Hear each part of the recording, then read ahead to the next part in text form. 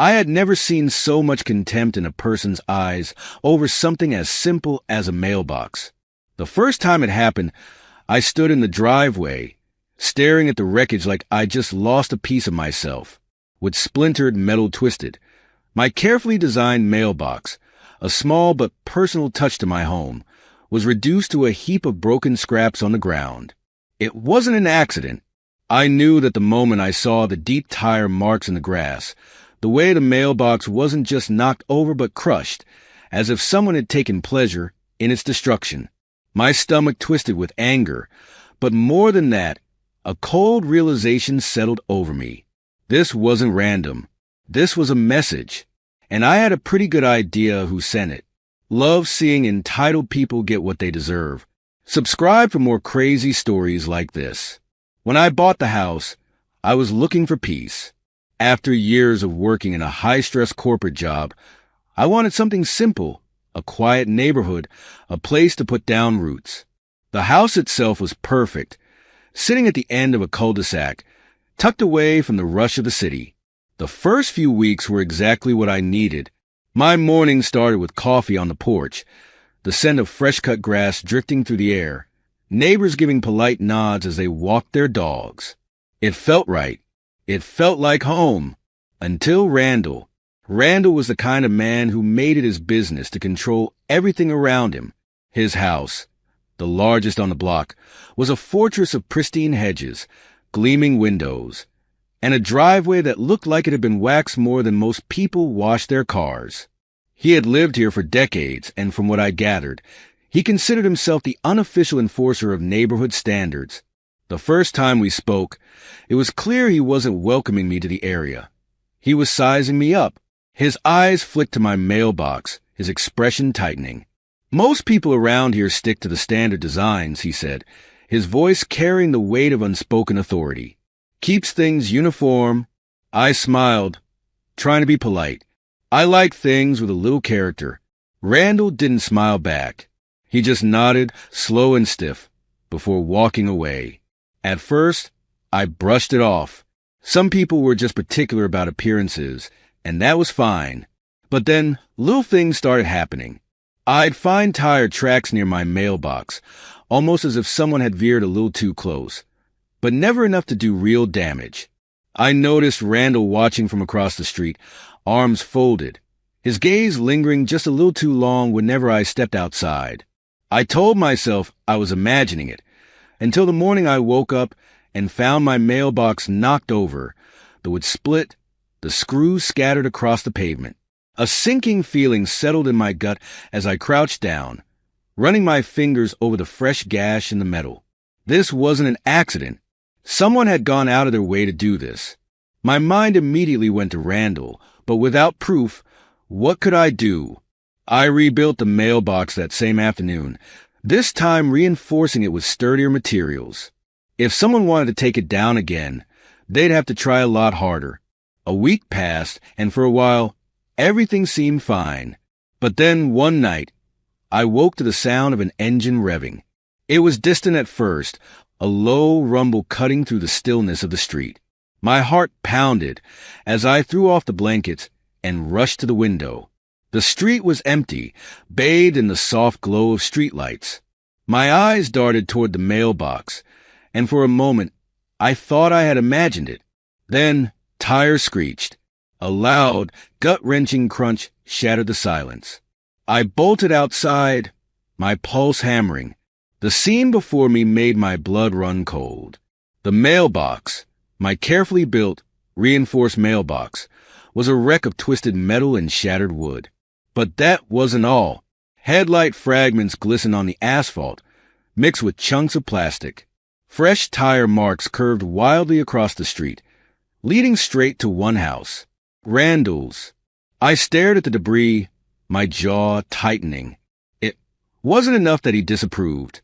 He wanted to erase it. He wanted to send a message. But what he didn't know was that I wasn't the kind of person to back down. I had spent my life solving problems, and this was just another puzzle waiting to be cracked. I knelt, picking up a piece of shattered headlight, turning it over in my palm. My fingers clenched around it. Randall had just made a mistake, a big one, and I was going to make sure he regretted it.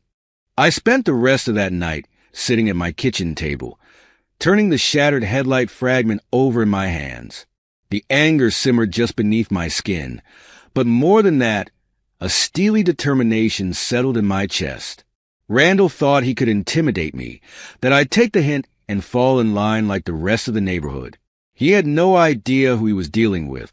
I wasn't the kind of person who backed down, and I wasn't going to let some entitled control freak decide what I could and couldn't have on my own property. If he wanted a battle, I was more than ready for one. The next morning, I wasted no time. I rebuilt the mailbox, but this time I made sure it wasn't just sturdy. It was damn near indestructible.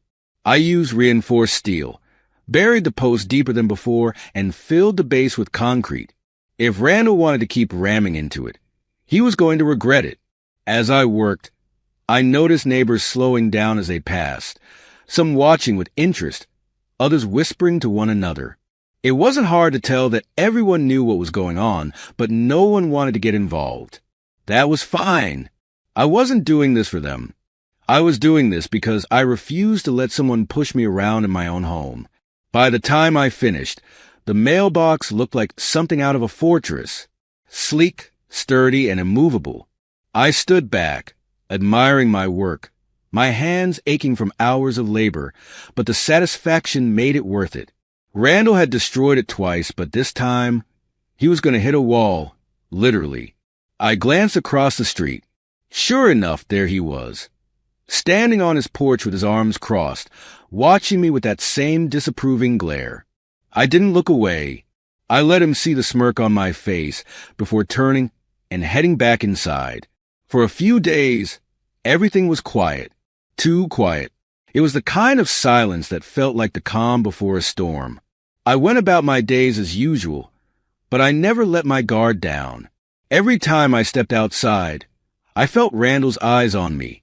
Sometimes he'd linger near his truck, pretending to inspect the tires or clean the windshield, but I knew better. He was waiting, testing me, seeing if I'd break, but I didn't. If anything, my patience only sharpened the edge of my determination. Then one night, the storm hit. I was deep asleep when a deafening crash ripped through the quiet. My eyes snapped open, my heart hammering as I bolted upright. I didn't even need to guess what had happened. I knew. I grabbed my phone, rushed to the front door, and the moment I stepped outside, I was met with a scene that made my breath catch in my throat. My mailbox was still standing, solid and unmoving, but in front of it, pieces of twisted metal and shattered glass were scattered across the pavement. And there, sitting at an awkward angle with smoke curling from the hood, was Randall's truck. I stared at the wreck, my pulse racing as I processed what I was seeing. The reinforced steel and concrete had done exactly what I intended, stopped Randall in his tracks. His truck hadn't just grazed the mailbox. It had slammed into it with full force, crumpling the front end like a crushed soda can. The sheer impact had deployed the airbags, and through the spiderweb windshield, I saw Randall slump forward in the driver's seat, dazed and unmoving. I took a step forward, my mind flickering between calling for help and letting him stew in the mess he had made. But before I could do anything, he stirred, his hand moving sluggishly as he reached for the door handle. The door groaned as he pushed it open, and with a strained grunt he stumbled out, clutching his head. His face was pale, his expression twisted in a mixture of pain and disbelief. He looked from the wreckage to my mailbox, his breath coming in short, ragged bursts. "You," he croaked, his voice hoarse with fury. "What the hell did you do?" I let out a slow, measured breath, crossing my arms as I looked at him. "What did I do?" I repeated, my voice calm but edged with ice. "Randall, you just crashed your truck into my mailbox. At 2 a.m. Want to explain that?" His face darkened, but he was still too out of it to form a response. He swayed slightly, his grip tightening on the truck door as he struggled to stay upright. I could see it in his eyes. He knew he had screwed up. There was no playing innocent this time. No pretending it was just an accident. He had been caught in the act, and there was no easy way out of it.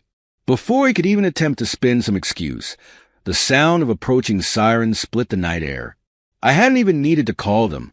One of the neighbors must have heard the crash and dialed 911. A flicker of panic crossed Randall's face as the flashing red and blue lights reflected off the windows. The police car rolled to a stop, and 2 officers stepped out, their gazes shifting between me, the totaled truck, and Randall's shaken figure. "Sir, are you injured?" one of the officers asked, directing the question at Randall. I, Randall stammered, his usual arrogance cracking under the weight of the situation.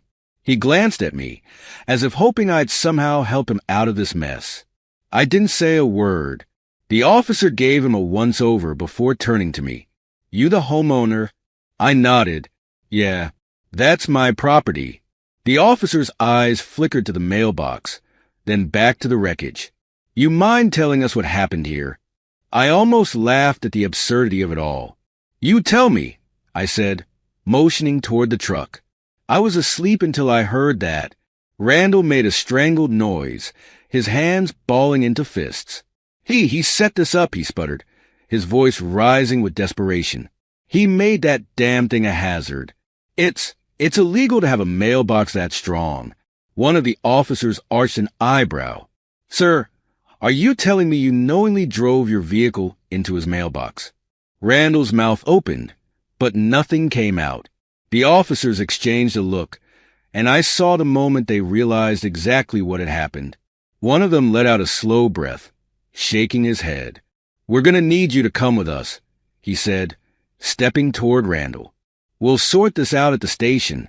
Randall's face twisted, his jaw clenching as he looked from the officers to me. For the first time since this whole ordeal began, I saw something new in his expression: fear. Real, genuine fear. He had spent so much time trying to control everything around him, so much energy making my life miserable, and now he was finally realizing that he had lost. As they led him toward the police car, he turned his head, his eyes locking onto mine. "This isn't over," he muttered, his voice low and venomous. I didn't flinch. I didn't even blink. I just watched as they placed him in the back seat and shut the door. It was over. He just didn't know it yet. As the police car drove away, I took one last look at the wreckage before turning back toward my house. The night air was cool against my skin, but for the first time in weeks, I felt warmth settle in my chest. I had won this round, and if Randall wanted to come back for more, he'd find that I wasn't just standing my ground. I was ready for war. The days following Randall's arrest were eerily quiet. The neighborhood, once filled with the subtle tension of his constant presence, suddenly felt open, lighter, as if the air itself had shifted. I knew he wouldn't stay locked up for long. The charges against him weren't enough to keep him behind bars for more than a night. But that didn't matter. The damage to his reputation was already done. For the first time, the entire neighborhood had witnessed his downfall. No longer was he the self-proclaimed enforcer of standards, the man who dictated the unspoken rules of the street. Now, he was just a guy who had been reckless enough to crash his own truck into a mailbox in the middle of the night. People were talking, and I knew that kind of humiliation was something a man like Randall would never forgive. I kept an eye on his house, waiting for the inevitable retaliation, but for a while, nothing happened. His truck had been towed, leaving his driveway empty for the first time since I'd moved in. His porch light remained off at night, and the shades in his windows were drawn tight. It was as if he had disappeared entirely. But I knew better. Randall wasn't the type to walk away from a fight. He was the kind of man who stewed in his own bitterness, who let grudges fester until they turned into something even uglier. I wasn't naive enough to believe he had given up. He was just waiting, planning, figuring out his next move. Then one morning, I found the letter. It was tucked neatly into my mailbox, the envelope plain and unmarked, as if whoever left it wanted to make sure it couldn't be traced back to them. The paper inside was cheap, the kind you'd find in an old printer, and the message was typed in a standard, nondescript font. No signature, no return address, just a single paragraph that sent a chill straight down my spine. Your mailbox is a danger to this community. It will not stand forever. Take it down before someone gets hurt." I read the words twice, my grip tightening around the paper. There was no direct threat. Nothing I could take to the police and expect immediate action, but the intent was clear. Randall hadn't learned his lesson. If anything, his defeat had only made him more desperate. He wasn't just mad that he'd lost. He was furious that I hadn't backed down. And now, he was making it known that this wasn't over. I folded the letter carefully, taking a picture of it before tucking it away with the rest of my evidence. If Randall thought a few typed words were enough to scare me into submission, he was about to learn just how wrong he was. I wasn't the kind of person who crumbled under pressure. If anything, this only made me more determined. He had already failed to destroy my mailbox through brute force. If he was resorting to anonymous threats, it meant he was out of options. Or at least, he wanted me to think he was. That night, I didn't sleep. I stayed near the front window, watching, waiting. I had installed new security cameras after his arrest, this time covering every angle of my property. If Randall or anyone he sent tried anything again, they wouldn't just be caught. They'd be exposed. The hours dragged by in silence, the street as still as ever, until just after midnight. A faint movement near the edge of my lawn caught my eye. A shadow slipping through the darkness, moving low to the ground.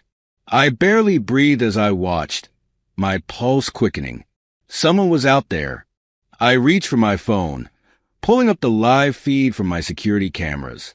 The grainy footage flickered for a second before coming into focus, and then I saw him, Randall, dressed in dark clothes, crouching near my mailbox, his hands working quickly at the base. I could see something in his grip, a tool of some kind, maybe a wrench, maybe a crowbar. Whatever it was, he was trying to loosen the bolts, to weaken the structure from below. He wasn't going to ram it with his truck again. This time, he wanted it gone quietly, with no evidence to trace back to him.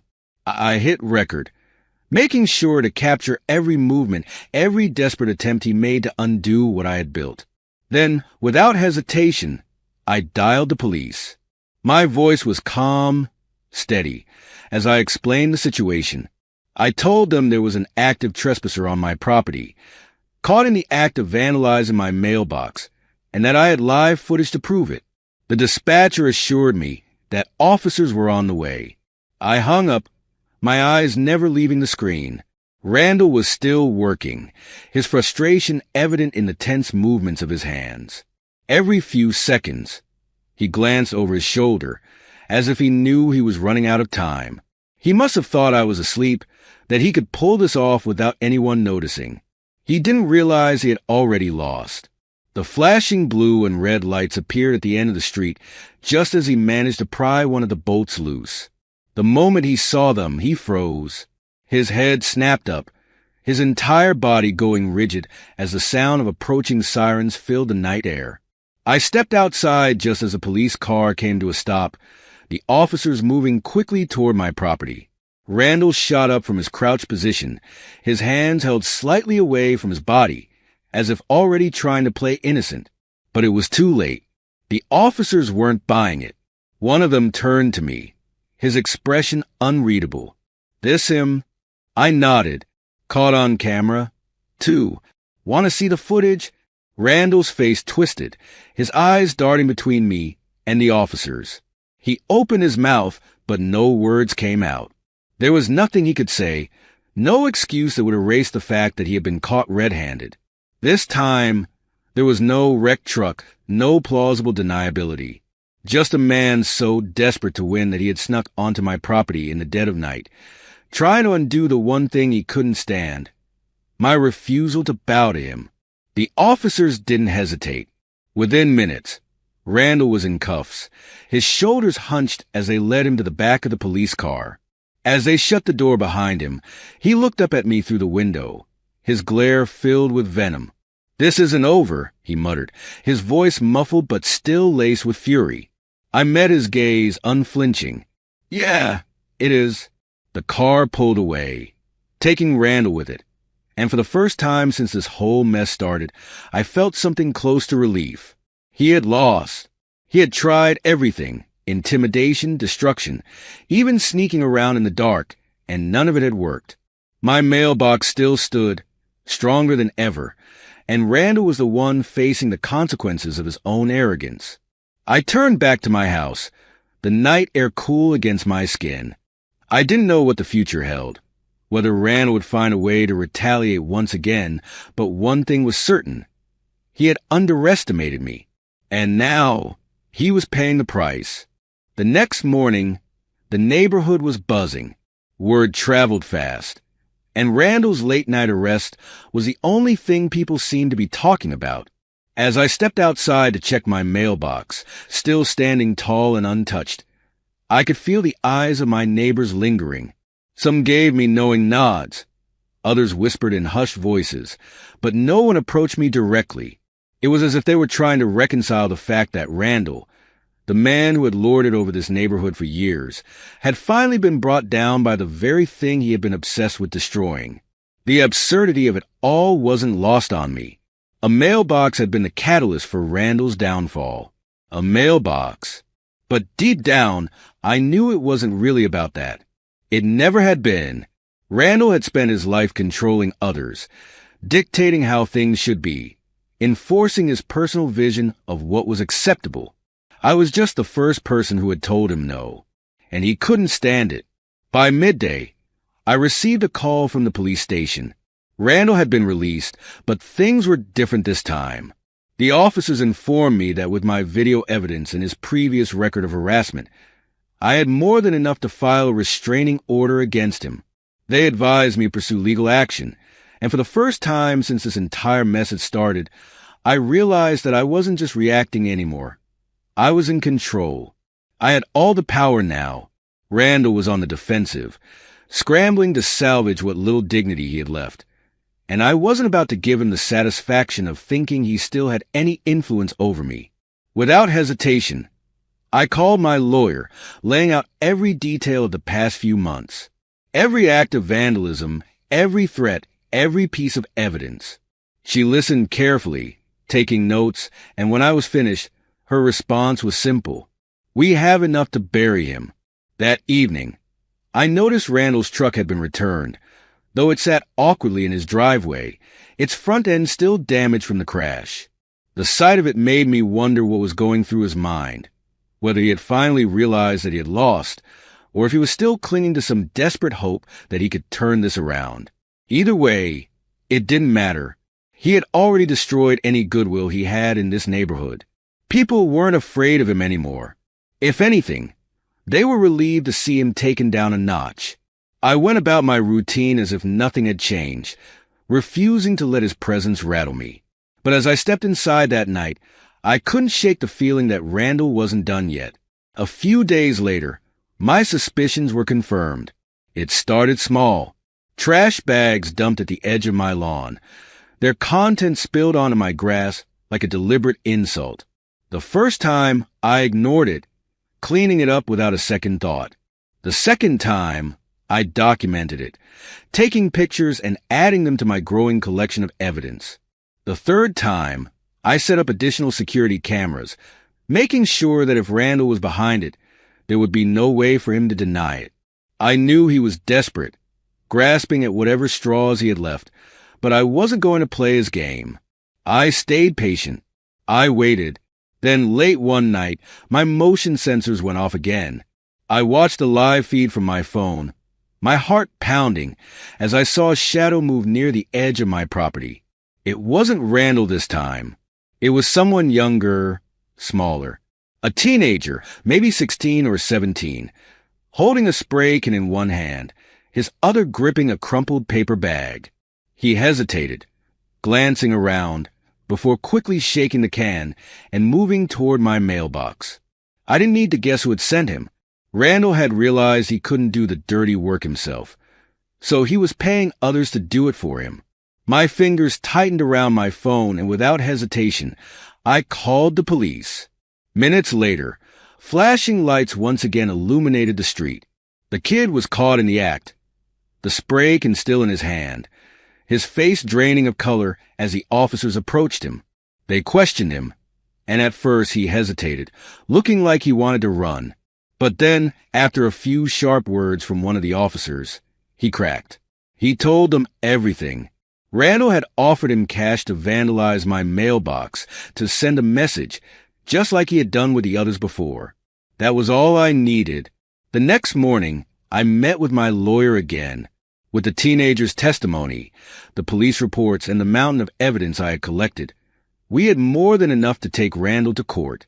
My lawyer didn't hold back.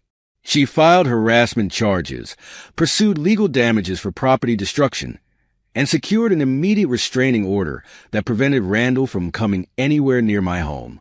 The moment he was served the papers, I saw the final crack in his resolve. He didn't come storming to my house, didn't try to argue or intimidate.